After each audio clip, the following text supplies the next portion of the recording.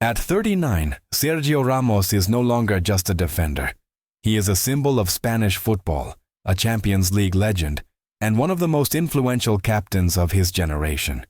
His image has always been that of a fearless leader, a man who thrived under pressure and never hid from responsibility. But behind the trophies, the armbands, and the applause, there were moments of silence, resentment, and conflicts carefully buried for years. Names he never mentioned publicly. People who shaped his career through tension rather than support. And now, at 39, Sergio Ramos is finally ready to reveal 5 names. The moment did not come during a press conference or a television interview. According to people close to Sergio Ramos, it happened in a private conversation, far from cameras and microphones. When asked which moments had hurt him the most, he did not mention lost finals or red cards. He spoke about people. Matches end, he reportedly said, but certain words stay with you forever. For years, he chose silence out of loyalty to clubs, teammates, and institutions. But at 39, with his legacy already written, Ramos no longer feels the need to protect old truths. That is when he agreed to speak about the 5 names that left the deepest scars. Number 5, Cristiano Ronaldo. Seeing Cristiano Ronaldo on this list shocked many who remembered their years of success together at Real Madrid. On the pitch, they were unstoppable. One was the captain, the other the undisputed star. But inside the locker room, their relationship was far more complex. According to sources close to the team, tension began to grow when leadership roles started to overlap. After a frustrating match where Madrid struggled collectively, a heated discussion broke out. Ronaldo reportedly said, "This team doesn't need speeches. It needs goals." The comment cut deep. For Ramos, it felt like a public dismissal of his authority as captain. From that moment on, their bond shifted. Respect remained, but warmth disappeared. They celebrated trophies side by side, yet the distance between them was undeniable. Can 2 dominant personalities truly share power without eventually turning against each other? Number 4, Gerard Piqué. The rivalry between Sergio Ramos and Gerard Piqué was never just about football. It represented 2 clubs, 2 identities, and 2 opposing ways of seeing the game. On the field, their clashes during El Clásico were fierce and uncompromising. Off the field, the tension followed them into national team gatherings. According to people present at the time, after a particularly explosive Clásico, an argument erupted inside the locker room. Ramos confronted Piqué about comments he had made publicly, warning that what you say outside affects everyone here. Piqué did not back down. His calm response only fueled the frustration. From that day on, their relationship became strictly professional. They fought for the same badge with Spain, but trust never truly existed. For Ramos, Piqué embodied provocation masked as sincerity. Was their conflict driven by competition or by pride that neither man was willing to surrender? Number 3, Diego Costa. Diego Costa was never an opponent Sergio Ramos could ignore. Their confrontations were raw, physical, and deeply personal. During Madrid Atletico derbies, every duel between them felt like a battle within the battle. In one heated encounter, after a rough challenge, Costa reportedly leaned in and muttered, "You think you control this game?"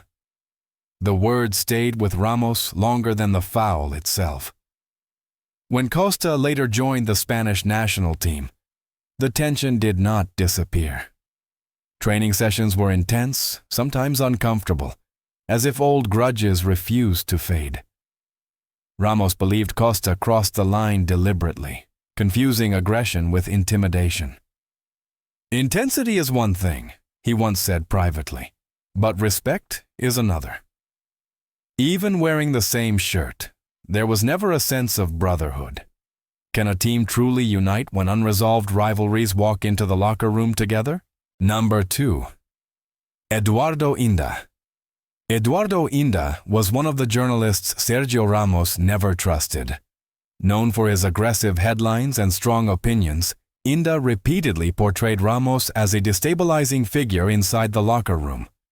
After a painful European defeat, Inda published a column claiming that Ramos has lost control of the dressing room, suggesting that teammates no longer respected him. According to people close to Ramos, that article felt like a personal attack disguised as analysis. He reportedly confronted the narrative in private, saying, "He never asked me. He never asked anyone inside." What hurt Ramos most was not the criticism, but the certainty with which it was written, as if judgment had already been passed.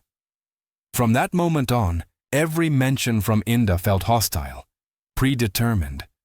For Ramos, this was not journalism, but character assassination. When media voices become louder than the truth, who really controls the story? Number 1. Florentino Perez. Florentino Perez is the name that hurt Sergio Ramos the most. Their relationship shaped an entire era at Real Madrid, built on mutual success and public respect. But behind closed doors, it slowly collapsed. According to sources close to Ramos, the breaking point came during contract negotiations. Promises were made, timelines discussed, and reassurances given. Everything is settled, Ramos was told more than once. Yet weeks passed, then months, and nothing was signed. When the situation became irreversible, Ramos realized the decision had already been taken without him. What wounded him was not the departure itself, but the silence. No final conversation. No acknowledgement of his years as captain. "After everything I gave," he reportedly said, "I deserved honesty." For Ramos, this was not about money or ego, but dignity. How does a club built on legends decide when one of its greatest no longer belongs? After revealing the 5 names, Sergio Ramos did not appear relieved, nor did he look angry. What surfaced instead was the quiet weight of a man who had carried too many unsaid truths for too long. At 39, he no longer feels the need to defend his image or protect narratives that were built around him by clubs, teammates, or the media. His legacy is already written in trophies and moments. But these names tell a different story, one of loyalty tested, trust broken, and respect slowly eroded behind closed doors.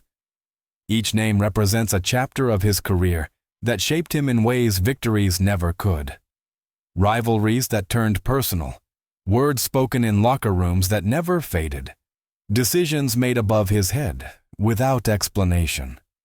Ramos understands now that football gives glory loudly, but takes dignity quietly. "You learn who people really are," he once reflected privately, "when you are no longer useful to them." This confession was not an act of revenge, but an attempt to reclaim his own truth from years of silence. Yet even after speaking, questions remain. How many moments were misunderstood by the public?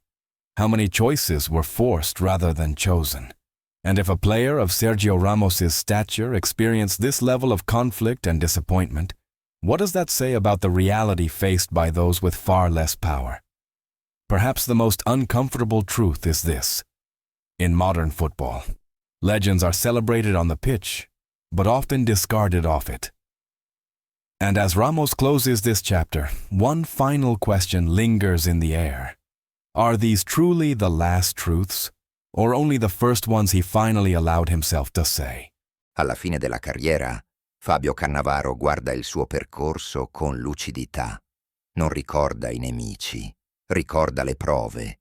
Zidane lo ha costretto all'umiltà, Drogba alla resistenza, Raul all'attenzione totale, Lippi alla responsabilità assoluta e se stesso alla disciplina più dura.